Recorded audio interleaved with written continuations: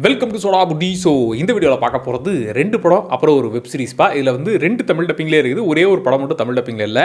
இந்த 3 பற்றியும் டீட்டெயிலாகவே பார்த்துடலாம். அதில் ஒரு படம் வந்து இப்போ தமிழ் டப்பிங்கில் வந்துருக்குது. ஸோ மலையாளத்தில் மட்டுமே வந்ததுனால பல பேர் பார்க்காம இருந்திருப்பீங்க. தமிழ் டப்பிங்கில் வந்துருச்சு, கட்டாயம் மிஸ் பண்ணாமல் பாருங்கள். சரி வாங்க டீட்டெயிலாக அதை பற்றி பார்த்துருவோம். ஃபஸ்ட்டு வந்து ஈகோ அப்படிங்கிற மலையாள படம், இது தமிழ் டப்பிங்லேயே வந்துருக்குது. இது வந்து உண்மையாகவே நல்ல படம் தான். பொறுமையாக அந்த கேரக்டர்ஸோட கனெக்ட் ஆகி பயங்கரமாக கடைசியில் உங்களை ஃபீல் பண்ணக்கூடிய படம் தான். ஆனால் இது எப்படி செட் ஆகுங்கிறத நான் தெளிவாக சொல்லிப்படுறேன். ஃபஸ்ட்டு இந்த படத்துடைய கதை என்ன அப்படின்னாக்க, குரியச்சன் அவரை தான் இப்போ காணோம், அவர் வந்து ஒளிஞ்சிக்கிட்டு இருக்கிறாரு, அவரை நம்ம கண்டுபிடிச்சாகணும்னு எல்லா பக்கமும் தெரிஞ்சிட்டு இருக்கிறாங்க. கிட்டத்தட்ட ஒரு பெரிய கை தான். ஸோ அவர் யாருங்கிறத கொஞ்சம் கொஞ்சமாக எல்லாருமே தெரிஞ்சுக்கிறாங்க.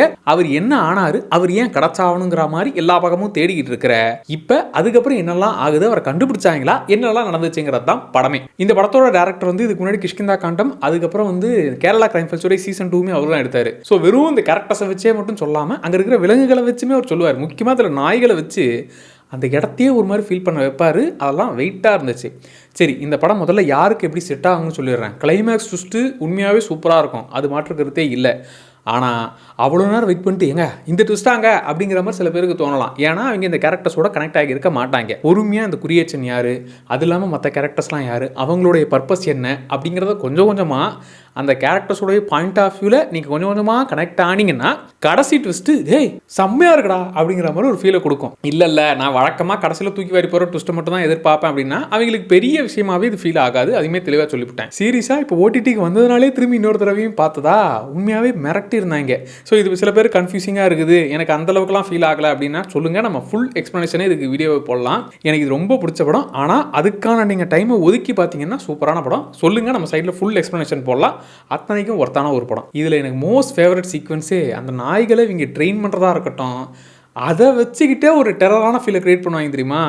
நீங்கள் மிகப்பெரிய மிஷின் கன்னு, கேங்ஸ்டரு இவங்களெல்லாம் வச்சு ஒரு பில்டப்பை ரெடி பண்ணுறதை விட இவங்க அசால்ட்டாக ஒரு விஷயத்தை வச்சு பண்ணிட்டாங்க. அதுவே அப்படியே ஒரு மாதிரி இருந்துச்சு படம். இதை பற்றி நம்ம டீட்டெயிலாகவே பேசலாம். சரி, ரெண்டாவது வெப் சீரிஸ்க்கு போயிடலாம். கேஷ் ஹீரோ அப்படின்னு சொல்லி இது தமிழ் டப்பிங்லேயே இருக்குது, 8 எபிசோடு. இது வந்து கான்செப்டாக கொஞ்சம் திடீர்னு பார்க்கறதுக்கு டேய் இப்படி ஒரு சூப்பர் ஹீரோவா அப்படிங்கிற மாதிரி தான் இருந்துச்சு. ஏன்னா இப்போ சூப்பர் ஹீரோவில் இருக்கிற எல்லா சூப்பர் ஹீரோஸையும் பார்த்தாச்சு, எல்லா பவரில் இருக்கிற ஹீரோஸையும் பார்த்து முடிச்சாச்சு. இதுக்கு மேலே என்ன பண்ண போகிறீங்க அப்படிங்கிற மைண்ட் செட்டில் தான் பார்த்தது. இதில் ஹீரோவை பொறுத்தவரை காசை செலவு பண்ணால் அவர்கிட்ட எவ்வளோ காசு இருக்கோ அவ்வளோ சூப்பர் பவரை யூஸ் பண்ண முடியும். டேய் இதுக்காக காசை செலவு பண்ண மாட்டார்னா அதுதான். இப்போ இந்த ஒரு பவரை யூஸ் பண்ணணும்னா இருக்கிற கை காசெல்லாம் போட்டு கடனாளி ஆகி தான் அவர் சூப்பர் ஹீரோவாக சுற்ற முடியும். இப்போ ஏற்பட்ட சுச்சுவேஷனில் இந்த பவரை வச்சுக்கிட்டு அவர் கடனாளியாக ஆனாரா இல்லை மக்களை காப்பாற்றினாரா, எதுக்காக இவர் சூப்பர் ஹீரோவாக ஆனார், இதெல்லாம் தான் இந்த கதையே. எனக்கு ஃபஸ்ட்டு இது ஐடியாவாக நல்லா இருந்துச்சு. அதே மாதிரி இவரை மாதிரி இருக்கிற ஹீரோஸு அவங்க ஒருத்தருக்கு ஒரு பவருங்கிற மாதிரி கொஞ்சம் வித்தியாசமாக தான் யோசிச்சிருக்கிறாங்க. அதெல்லாம் நல்லா இருந்துச்சு. அந்த ஒய்ஃப் கேரக்டரு இவன் ஹீரோவாக இருந்து மக்களை காப்பாற்றினான்னா அவங்க வந்து சூப்பருங்க அப்படின்னு பெருமைப்படுறத விட எந்த காசை கை வச்ச, எந்த காசை இப்போ காலி பண்ண அப்படிங்கிற மாதிரி தான் கேட்பாங்க.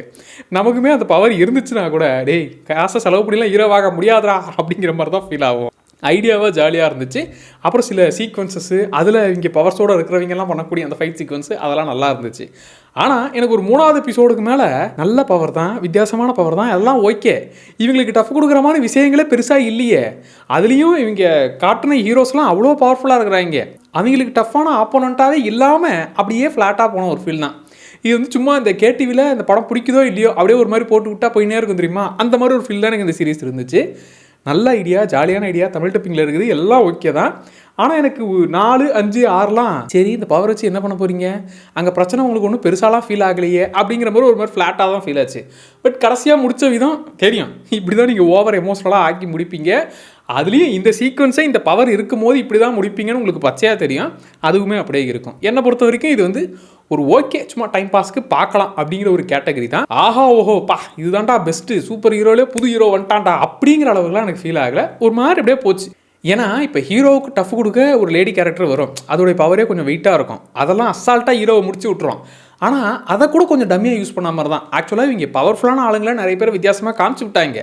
அவங்கள வச்சுக்கிட்டு இன்னும் இவங்க பவர்ஃபுல்லாக காட்டுவாங்கன்னு பார்த்தா ஓகே இவங்களுக்கு தான் பவர் இருக்கலப்பான்ற மாதிரி அப்படியே பொறுமையாக கூட்டு போயிட்டாங்க. அதுலேயும் கடைசி கிளைமேக்ஸில் இவங்க எல்லாரும் சேர்ந்து பண்ணுறதெல்லாம் ஏங்க இதெல்லாம் வேலாயுதம் படத்திலே பார்த்தாச்சுங்க, ஏதாவது புதுசாக பண்ணுங்கன்ற மாதிரி தான் இருந்துச்சு.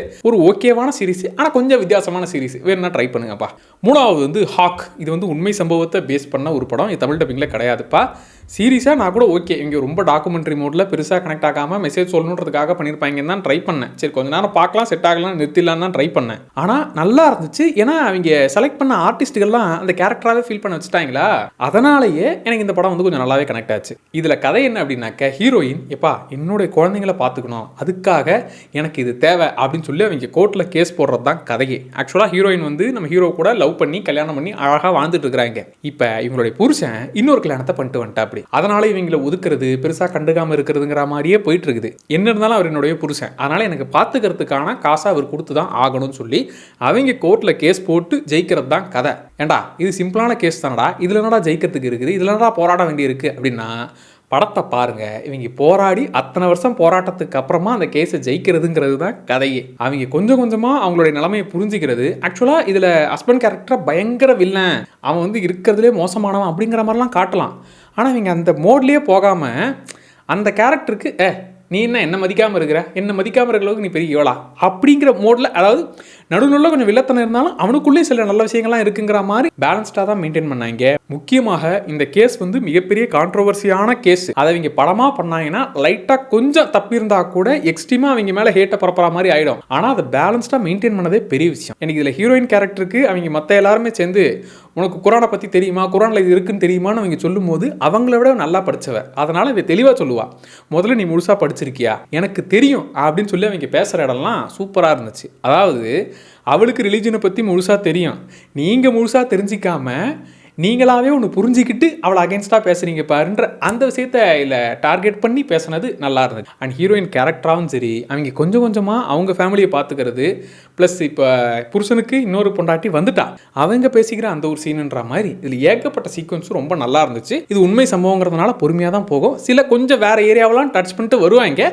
ஆனால் மெயின் மேட்ருக்கு வந்ததுக்கப்புறமா ஆக்சுவலாக சூப்பராக இருந்துச்சு. ஸோ ஒரு உண்மை சம்பவத்தை ரொம்ப டாக்குமெண்ட்ரி மோடில் வேணாம், எனக்கு கொஞ்சம் கதையாகவே அவங்க கேரக்டர்ஸாகவே நான் பார்க்கணும் அப்படின்னாக்க தாராளமாக இந்த படத்தை ட்ரை பண்ணுங்கள். இதுதான்ப்பா இந்த 2 படம் ப்ளஸ் ஒரு சீரிஸ். ஃபஸ்ட்டு அந்த ஈகோங்கிற படம் கட்டாயம் பார்த்தே தீர வேண்டிய படம், அது வேணும்னா சொல்லுங்கள், ஃபுல் எக்ஸ்ப்ளனேஷன் நம்ம சேனலில் போடுவோம். ரெண்டாவது இந்த கேஷ் ஹீரோ சும்மா வித்தியாசமான ஹீரோ, சும்மா ஜாலியாக போகும், நடுவில் கொஞ்சம் போர் அடித்தாலும் பார்க்கலாம்ப்பா அப்படிங்கிற ஒரு கேட்டகரி.